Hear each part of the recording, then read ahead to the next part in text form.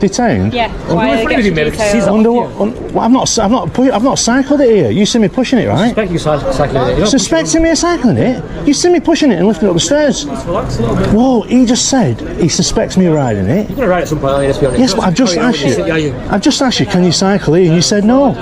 Unless he's some sort of order and he's just trying to get out. You just said I'm detained. In this footage, Auditor Reggie is doing nothing more than walking his bicycle through a shopping complex when he is stopped by 3 officers based purely on instinct rather than evidence. One of the officers approaches with an unnecessarily hostile and imposing demeanor, which naturally puts Reggie on edge. His decision to turn away isn't driven by guilt, but by discomfort caused by the officer's aggressive presence. What follows is a clear example of performative authority, an officer adopting a tough, domineering posture instead of professionalism. Reggie, remaining composed, exposes how quickly confidence gives way to insecurity when policing is guided by emotion rather than lawful standards. Alright, bud. How are you? You okay? Yeah, you? What's up? Nothing. You seem a bit nervous, that's all, pal. Nervous? Yeah. I need some food. You just saw the cops and then... I didn't know you was a copper. No, you know them, those big yellow thing. Sorry? It's a plain close officer. Oh, I said I didn't know he was a copper. Pardon? He was a police officer, I tend to go away, won't I? I can't hear you. He was a police officer, I tend to go away, won't I? No, I didn't know. No, but you look like you clocked the cops that are obvious. I clocked you. Oh, you clocked me? Yeah. Well, I'm pretty sure if you clocked me, you would have clocked the people that were... No, because you were the first coming around the corner. What's your name, fella? Sorry? Oh, what, sorry? What's your name? Your name? Yeah. What for? Gee, what for? I'm just... That's suspicious in a high crime area, so I wouldn't be questioning your name, bud. Am I too suspicious? Well, yeah, otherwise I wouldn't be speaking. Mate, I seen you coming around here and you looked a bit dodgy, right? So, anyway, I was coming this way anyway. You just happened me on, you saw that there was 2 cops. I didn't see these 2. We were looking back quite a bit as well when you look up the stairs. Did he not shout me though? He shot you, huh? He did shout me. I shouted you afterwards. There's no attempt at a calm or measured interaction. Reggie is immediately pressured to provide personal details, with officers justifying their actions by labeling the area as high crime. When stripped of the dramatic framing, the justification falls apart. Reggie's only action was turning away, something entirely reasonable given that one officer was in plain clothes, heavily tattooed, poorly presented, and lacking any obvious sign of authority. That reaction is not suspicious, it's instinctive self-preservation.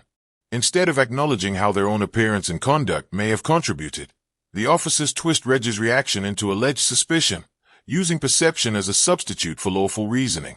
Basically, we saw you coming towards us, you U-turn, you go them stairs, you kept looking back, and it's not safe to look back when you're going up the stairs with the bike in your hand. Well, don't worry about my safety, my friend, but can you cycle here? It's actually an offence to cycle. Colleagues asking for details. What did I ask you with you? Is there an offence to cycle? Is there can you cycle here? No, right, I'll walk it. Let's see it. What's your name, mate? What? Not going anywhere at the minute. I'm not going detained. Yeah. Why are you details? I've not cycled it here. You see me pushing it, right? Suspect you cycling it. Suspecting me of cycling it? You see me pushing it and lifting it up the stairs. Just relax a little bit. Whoa, he just said he suspects me of riding it. You're going to ride at some point, let's be honest. Yes, but I've just asked you, can you cycle here? And you said no. Unless he's some sort of order and he's just trying to get out. You just said I'm detained. Am I free to go? No, you need to. What section am I detaining? Section 50, the Police Reform Act. The officer's story changes almost instantly. They first acknowledge that Reggie carried his bike up the stairs, then pivot to suggesting he may have ridden it, which soon becomes the assumption that he would ride it later. This is not reasonable suspicion, it's speculation. Law enforcement operates on actions that have occurred, not hypothetical future behavior. Detaining someone based on what they might do undermines the entire legal framework.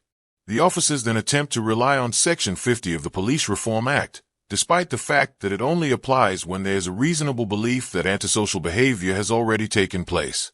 Without an offense, that power simply does not exist. Preventing someone from leaving and then fabricating justification after the fact does not make the stop lawful. And what do you suspect me of doing? Antisocial behaviour? That's correct. Right, so you're going to abuse this because I'm not giving you my name. You'll have to arrest me. Why are you an auditor? So what you've done is you've seen cops and then you want attention. She's just detained me. Stand about.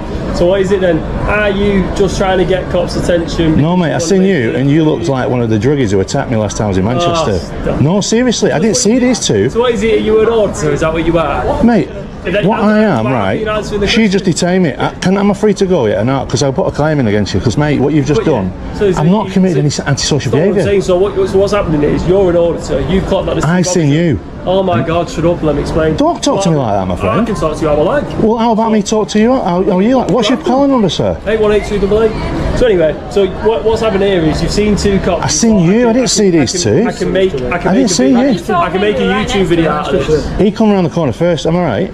No, these two were. No, you come around the corner first. We were right next to me. We came at the same time. Mate, you look like a druggie from around the thingy. Crutchy, I think it's called. I look like Turbo. You think I look like Crutchy? Yeah, he's you do. Leave this fella. He's a fool. Am I detained still or not? No, I'm a fool. Don't call me a fool, mate. I call you what I like. Really? What are you going to do about it? What if I called you something in swear words? What you like. And you're not going to do me for public order? No. Once the officers realize they cannot legally justify the stop, the plainclothes officer changes strategy and begins questioning Reg's motives, implying that he is deliberately provoking the police. This accusation is unsupported by any evidence and serves only to discredit someone who refuses to comply without explanation. When Reggie pushes back, he is abruptly told to be quiet, exposing that dialogue was never the intention. The most revealing moment comes when the officer declares, "I can talk to you how I like." That statement reflects not authority, but arrogance. Police powers do not include the right to demean or verbally dominate individuals, particularly when no offense has been committed. This behavior isn't about maintaining order. It's about exerting control and discouraging scrutiny. Well, you're a fool then. Sweet, you have a good day. So, I asked you for some advice, right? We're not giving you advice, pal. You're going your way. And so you detain me, right? Can I have your calling numbers, please, miss? You've got my calling number. I've not got her calling number. It's on there. What's your calling number? 473. Sorry? 16473. And how long did you detain me for? Right, you can go. So you've got mate, your footage. she detained me under section 50. You're not asked. Don't talk to members of the public like that. Talk to you how I like. Talk to you how I like. Really? Yeah. Is that the attitude you've got? Yeah, I can. Especially when you want to be inflammatory towards me, saying I look like a druggie. On your way, you did. Look at your beard. You need a shave.